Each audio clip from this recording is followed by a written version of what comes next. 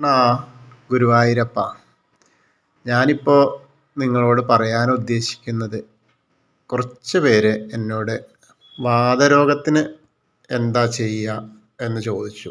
ഏത് വഴിപാടാണ് ഗുരുവായൂരപ്പന് ചെയ്യേണ്ടത് എന്ന് ചോദിച്ചു. അപ്പോൾ അതിൻ്റെ അടിസ്ഥാനത്തിലാണ് ഞാൻ പറയുന്നത്.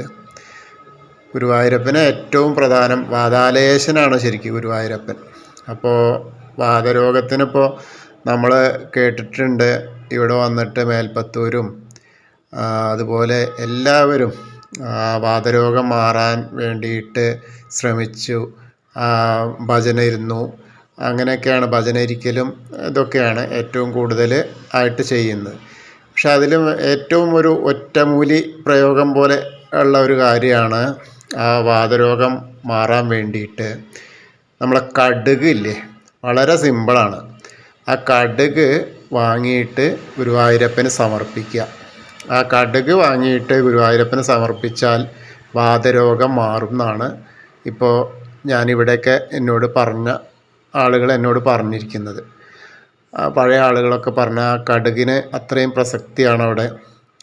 നമ്മളിപ്പോൾ ശരിക്കും അതിൻ്റെ കൂടെ ഭജന ഇരുന്നിട്ടാണ് വില്വമംഗലം, അതേപോലെ എന്താ പറയുക, ബട്ടേരി, മേൽപ്പത്തൂർ ബട്ടേരിയൊക്കെ ഭജന ഇരുന്നിട്ടാണ്.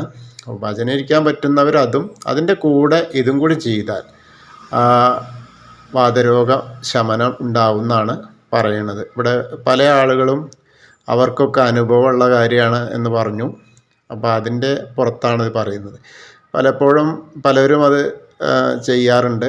അപ്പോൾ അവർക്കൊക്കെ അത് കാര്യസാധ്യം ഉണ്ടായിട്ടാണ് എന്നാണ് എനിക്ക് തോന്നുന്നത്. എല്ലാവരും ഇതൊന്ന് ശ്രമിക്കുക. എല്ലാ വാതരോഗം എന്ന് പറഞ്ഞാൽ ഇപ്പോൾ വളരെ എന്താ പറയുക, പണ്ട് പറയുന്ന വാദം, പിത്തം അങ്ങനെയൊക്കെ പറയുന്ന ആ വാതരോഗമാണ് ഇപ്പം എല്ലാ ഭാഗത്തും ഉള്ളത്. അപ്പോൾ അതിനൊരു പ്രതിവിധി, ഏറ്റവും നല്ല പ്രതിവിധി ഗുരുവായൂരപ്പന് ഈ കടുക് സമർപ്പിക്കലാണ്. അപ്പോൾ അതൊന്ന് ചെയ്യുക. അതുപോലെ ഇവിടെ വരുമ്പോൾ ആ കുന്നിക്കുരുവൊക്കെ ഒന്ന് വാരാൻ ശ്രമിക്കുക. നമ്മൾ ചെറിയ കുട്ടികൾ മാത്രമാണ് വാരുകയെന്നൊന്നുമില്ല.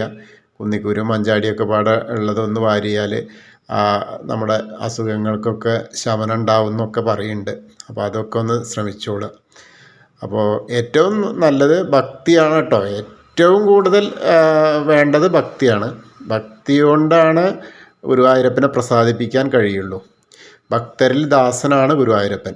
അപ്പോൾ ആ വാതാലയേശനെ പ്രസാദിപ്പിക്കാൻ ആത്യന്തികമായിട്ട് ഭക്തി വേണം. പിന്നീട് ഈ ഒരു കടുക് ഒന്ന് സമർപ്പിച്ചാൽ നമ്മുടെ വീട്ടിലോ ആർക്കെങ്കിലുമൊക്കെ ഉണ്ടെങ്കിൽ അതൊന്ന് പ്രാർത്ഥിച്ച് അതൊന്ന് വഴിപാടായിട്ട് വരുമ്പോൾ 100 ഗ്രാമോ അല്ലെങ്കിൽ 1 കിലോമോ 10 കിലോമോ ഏതാച്ചാലും ആവാം. അതും അല്ലെങ്കിൽ തുലാഭാരവും ചെയ്യാം. ഏതാണോ അവനവൻ്റെ ശക്തിക്കനുസരിച്ച് ചെയ്യാൻ പറ്റുന്നത് വെച്ചാൽ അത് ചെയ്യുക. എല്ലാവർക്കും ആ ഒരു വാതാലയേശൻ്റെ അനുഗ്രഹം ഉണ്ടാവട്ടെ. ഹരേ കൃഷ്ണ. ഇത് ഇഷ്ടമായിച്ചാൽ ഒന്ന് ഷെയർ ചെയ്യുക, സബ്സ്ക്രൈബ് ചെയ്യുക.